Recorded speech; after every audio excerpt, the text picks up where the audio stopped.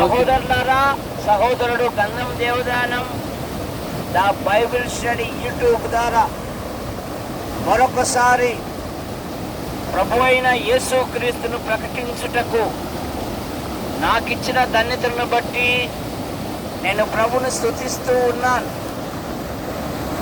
ఈ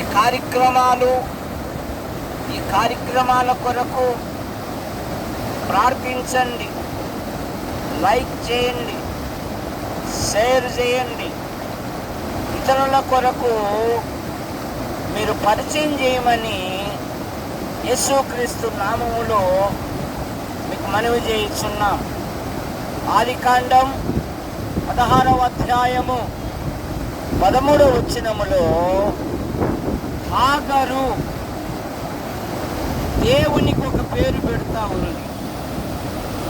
చూచుచున్న దేవుడవు నీవే. మన దేవుడు సజీవుడైన దేవుడు. ఆయన పునరుత్థానం గురించి సాక్ష్యం ఇచ్చుచున్నప్పుడు దేవదూతలు ఏమన్నారంటే, సజీవుడైన వానిని మృతులలో మీరెందుకు వెదకుచున్నారు? ఆయన చూచుచున్న దేవుడు. ప్రభు అయిన యేసుక్రీస్తు వారు మత్తయి సువార్తలో ఏమన్నాడంటే 6వ అధ్యాయంలో,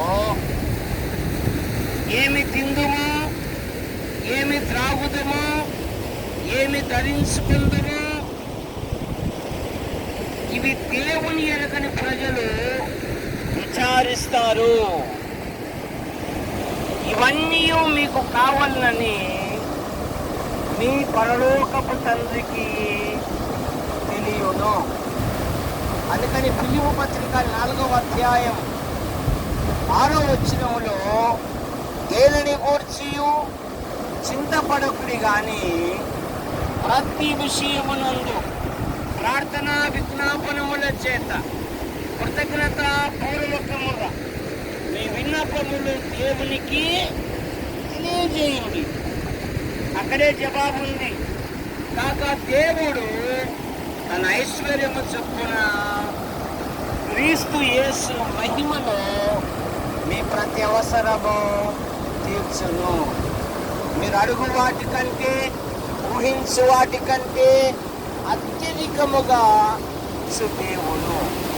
రెండవ మాట, 2వ సమూయేలు గ్రంథం 22వ అధ్యాయము 3వ వచనములో, రక్షించువాడవు నీవే.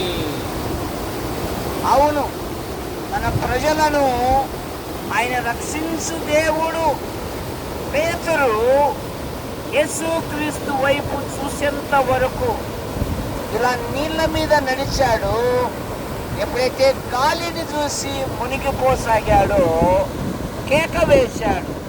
అయ్యో ప్రభువా అని కేక వేసినప్పుడు మత్తయి సువార్త 14వ అధ్యాయం 30వ వచనంలో ఏముందంటే, వెంటనే ఆయన చెయ్యి చాపి మహాజలరాశుల నుండి పైకెత్తాడు. 3వ మాట, మొదటి దినవృత్తాంతములు 29వ అధ్యాయము 12వ వచనములో, అందరికీ ఫలమిచ్చువాడవు నీవే. అందుకనే పౌలు గారు అన్నారు తిమోతితో, నా కుమారుడా, క్రీస్తు యేసునందు కృప చేత నీవు బలవంతుడవు కమ్ము. సంసోను బలాఢ్యుడు, ఆయుధము లేకుండా సింహాన్ని చీల్చినవాడు, దాగోను కుడి తలుపులు లాగినవాడు, 300 నక్కలు పట్టుకొని ఫిలిస్తీన్ల పొలాలు తగలబెట్టినవాడు, ఏనుగు జంతువులలో గొప్ప భారీ శరీరం కలిగిన జంతువు కానీ దాని కన్నులు చిన్నవి. సంసోను బలాఢ్యుడే కానీ అతని నేత్రములు చిన్నవి. శౌర్యకు పోయేను, ఒక అమ్మాయిని చూశాను. తిమ్నాథ్కు పోయేను, ఒక అమ్మాయిని చూశాను.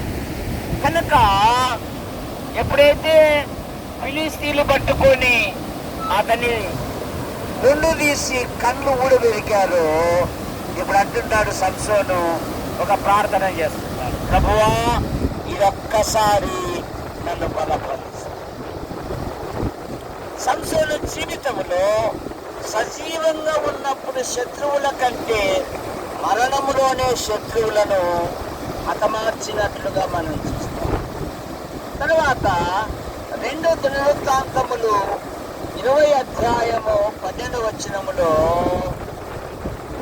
యెహోషాపాతు దగ్గరికి వచ్చి ఒక ప్రవక్త అన్నాడు, ఈ యుద్ధము మీరు కాదు, దేవుడే జరిగించును.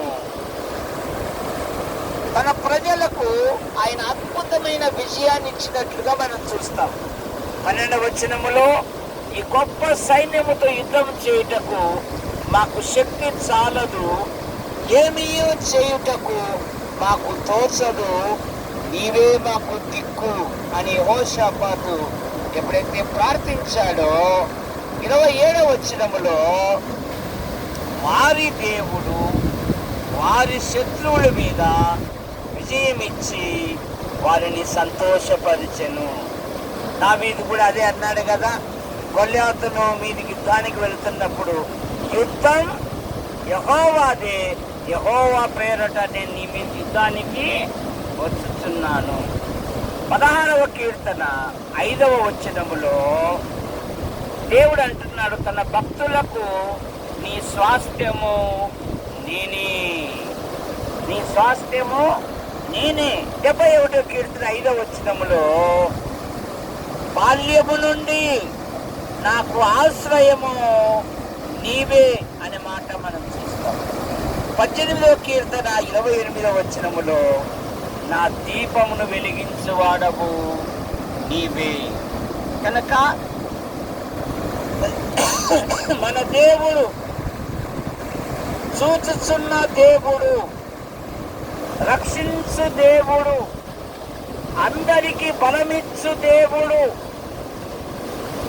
యుద్ధములో జయమిచ్చు దేవుడు, మన ప్రజలకు స్వాస్థ్యము దేవుడే, నా ఆశ్రయము నీవే, నా దీపమును వెలిగించువాడవు నీవే. ఎందుకంటే యోహాను సువార్త 8:12లో ఆయన అన్నాడు, నేను లోకానికి వెలుగై ఉన్నాను అంటాడు. యోహాను సువార్త 1వ అధ్యాయములో ఆ వెలుగు సమస్త మనుషులను వెలిగించుచుండెను. బాప్తిసమిచ్చి యోహాను గురించి, అతడు మండుచు ప్రకాశించు దీపమై ఉండెను. ప్రేమించిన మా తండ్రి, సహోదరుడు గంధం Devadanam the Bible study YouTube ద్వారా వీక్షిస్తున్న ప్రతి వారిని దీవించండి, వారి ప్రతి అక్కర తీర్చండి, అనేకుల మేలు కలుగునట్లుగా మీ కృపను, ఇదిగో మరి నైనా మీ కృపను దయచేయండి. సుదర్శనం గారు అక్కను బట్టి, కుటుంబ సభ్యులను బట్టి మీకు స్తోత్రములు.